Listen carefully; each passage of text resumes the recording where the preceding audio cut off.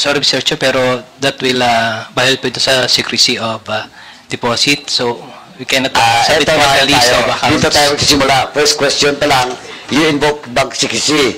We're just asking if what LGU? Anong bank secrecy? Anong problema doon? Sige nga, are we talking...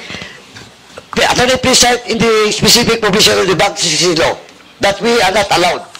Baka mapahiya kayo, papatawag ko yung chairman dito. May I know what law are you talking about?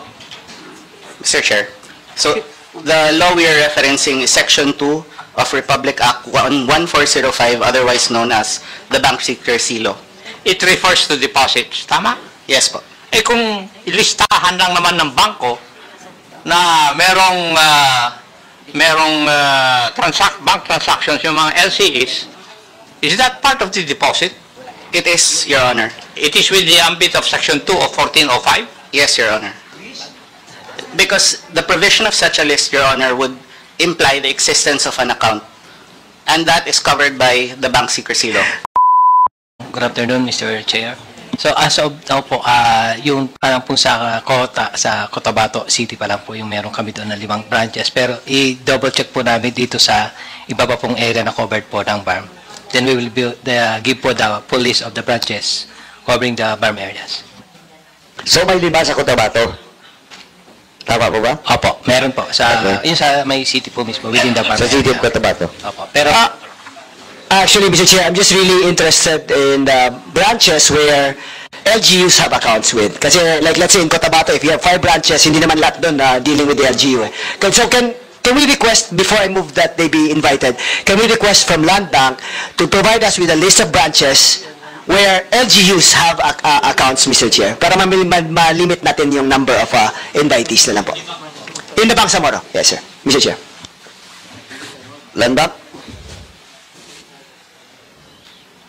I'm sorry, Mr. Chair, pero that will violate po ito sa secrecy of deposit. So, we cannot submit Ito for na the list tayo. of accounts. Dito tayo magsisimula. First question pa lang, you invoke bank secrecy.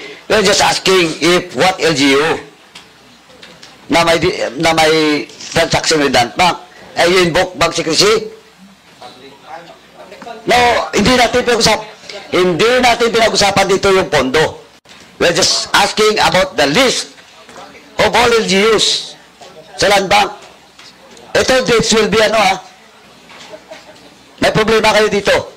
Ako, believe you me, kahit saan tayo pumunta. We're just asking you to comply with all LGUs na may banks, transaction with your banks. That's covers in the BARM.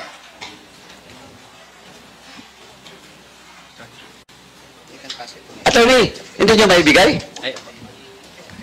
Anong problema doon? Sige nga, are we talking... Attorney, please cite in the specific provision of the bank secrecy law that we are not allowed. Sige nga, are we asking for a bank account? No. Are we asking for bank transaction? No. We are just asking for the list. Now, aabot tayo dito sa chairman nyo. Baka mapahiya kayo, papatawag ko yung chairman dito. Next hearing. Mr. Chair, Please proceed, Chairman Akop. do they have a lawyer with them? May I know what law are you talking about? Mr. Chair, so the law we are referencing is Section 2 of Republic Act 1405, otherwise known as the Bank Secrecy Law. It refers to deposits. Tama? Yes po. Eh kung ilistahan lang naman ng bangko na merong bank transactions yung mga LCEs, is that part of the deposit? It is, Your Honor. It is with the ambit of Section 2 of 1405? Yes, Your Honor. Because the provision of such a list, Your Honor, would imply the existence of an account. And that is covered by the Bank Secrecy Law. Attorney, when I asked you, meron bang account si Governor Adjong sa isang bank ninyo doon sa Bangsamoro, is that covered by Section 2 Yes. of 1405? Yes, Your Honor. Whether I have a bank account or not? Yes, Your Honor. Is that your interpretation? It's not our interpretation. Whose interpretation is that? It is the position of the Office of the Government Corporate Counsel that advised us that even the mere existence of a bank, to confirm that there is the mere existence of a deposit account with a branch is already invoking the absolute confidentiality of the bank secrecy law, Your Honor. But the exception, of course, is if the good governor would give his written permission. We know that. Yes. We know that. Sa dami ng investigasyon namin dito na ginagawa, alam na namin yun eh. Pero it refers only whether we asked information regarding their deposits. Kasi that is the title of 1405. Di ba? Tama. Pero kung humingi po kami ng listahan ng mga land bank as asked by the Honorable Flores, is that within the ambit of Section 2 of Republic Act 1405? Yes, Your Honor. As much as the bank and its representatives would want to cooperate, again, we are constrained by the limitations provided for in the absolute confidentiality of bank deposits. Okay. Mr. Chair.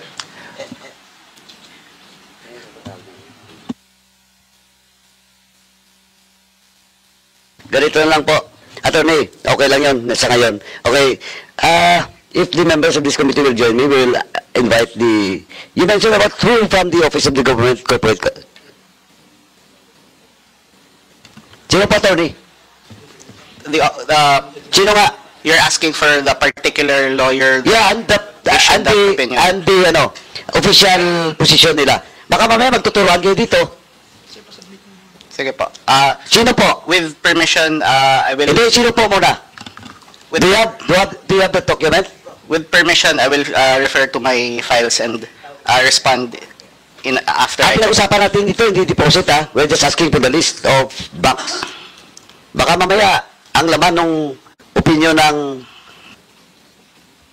opinion nila is bank deposits. After you're under oath, Yes, Your Honor. please submit to this committee, not later than today. Yes, Your Honor. Pati yung sinasabi mo yung opinion nila, kasi gusto ko rin tingnan yan, kahit hindi ako abogado, titingnan ko yan.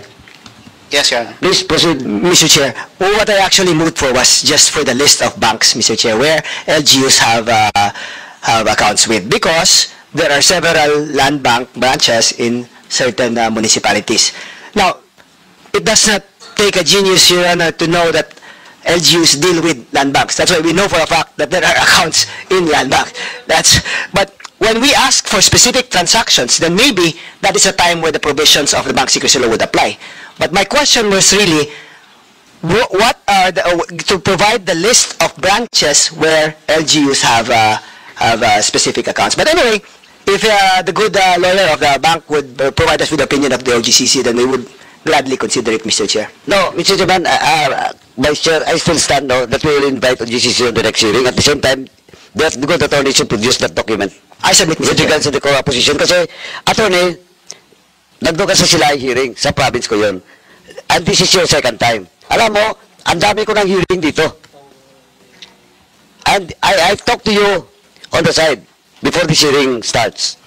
Now, the only thing na nagka-problema sa kami sa Cagayan is because the opinion of the OGCC is that dapat may waiver yung governor at saka yung vice governor. Ang problema, okay, yung vice governor, hindi papayag ang governor. But, ayun, bubuksan yung bank deposits. Now, ang pinag-usapan natin dito, yung not the bank deposits. We're just asking you to comply with the submission of banks in which local government units in the BARM has a bank account. We're not talking here about the specific detail of such accounts.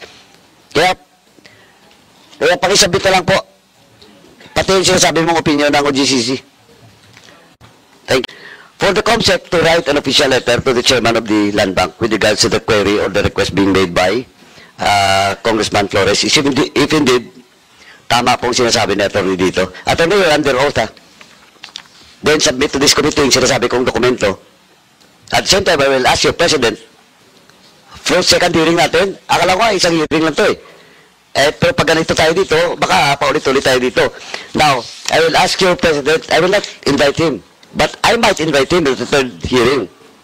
I will just ask him with regards to your opinion. See, COMSEC is directed to write a letter to the Chairman of the Land Bank with regards to opinion being made and given by the legal department in the person of Mr. Christopher. Umani naman ito ng iba't ibang reaksyon mula sa ating mga netizens. Ayon kay Nolan Bernal, dapat kasi mga abogado dapat ang mga congressman para walang kakupalan ang mangyayari tulad nito. Pahayag naman ni Joe Bryan, mahirap talaga pag ang gumagawa ng batas ay hindi abogado, kung ano-ano na lang ang kanilang pag-interpret sa batas. At ito naman ang saloobin mula sa ating kababayan na si Achilles Constantino, ang kulit nitong si Paduano, pusoy na humihirit pa. Galing-galingan pero wala talagang alam, kunti na lang ang panahon mo dyan sa Kongreso. Mga kababayan, feel free to comment below para maglabas ng saloobin sa balitang ito.